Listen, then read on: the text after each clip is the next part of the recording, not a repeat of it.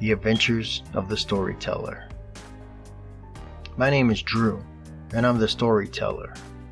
And despite what my television tells me night after night, I believe that there's a ton of beauty in the world.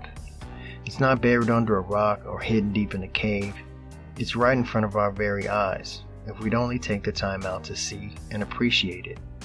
And yet there's also a need for much improvement in our society. At times it would almost appear that we as a species are going backward rather than making progress. I took a vacation recently and learned one of the most important lessons of my life. This is a true story, partially. I was listening to my inner Drew advising me that it was time for a break. You've been burning the candle at both ends and you need to get some R&R, he said to me. Now we can do this one of two ways. We can get in the car and hit the highway for a few days, or we can get a nice cozy room in the hospital's stressed out wing. I opted for the drive. Almost immediately, I felt relief wash over me. After several hours on the road, I found myself driving through a small town named Cityville.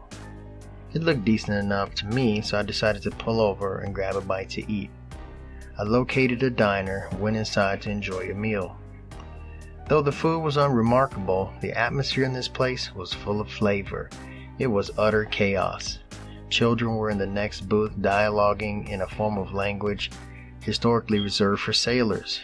Two women were in another booth arguing loudly about which one of them had become impregnated by a gentleman named Chucky, who sat between them with a proud expression on his face. Further down the aisle, a parent was barking out a stream of directions and expletives in the direction of two young children who were either hearing impaired or just didn't care. As I watched these children run amok in the diner, ignoring their mother's half-hearted attempts to control them, one of the kids bumped into an elderly man who was slowly making his way to the door with the use of a walking stick. The older guy fell to the ground and dropped his packages. I jumped up to assist him and was completely floored to see that everything proceeded as if nothing even happened.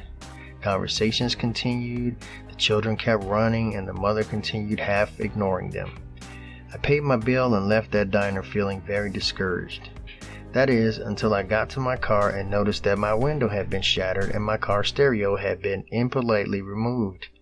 Now my disappointment turned to outrage. I stood looking at the crowd of people who lined the main street sidewalk where my car was parked. Their faces held every shade and variation of the same expression. I didn't see anything. I left that town in a very unattractive state of mind.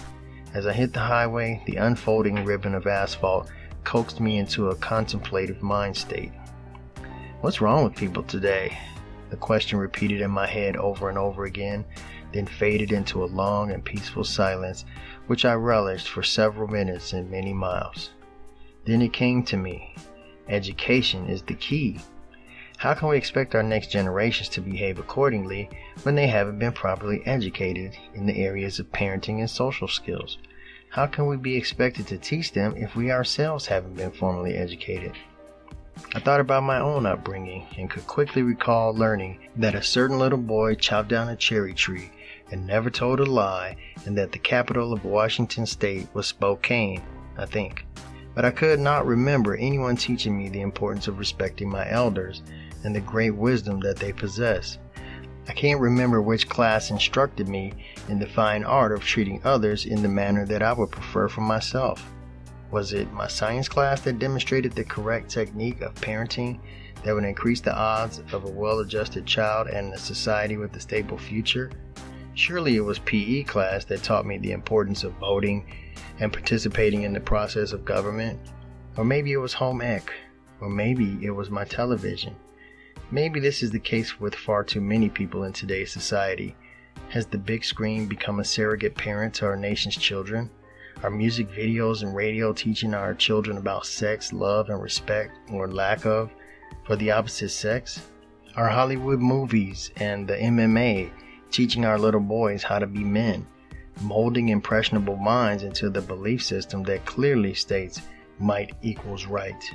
Up against forces like these, does the future of our society even stand a chance? The most important battle ever fought rages on, and the stakes are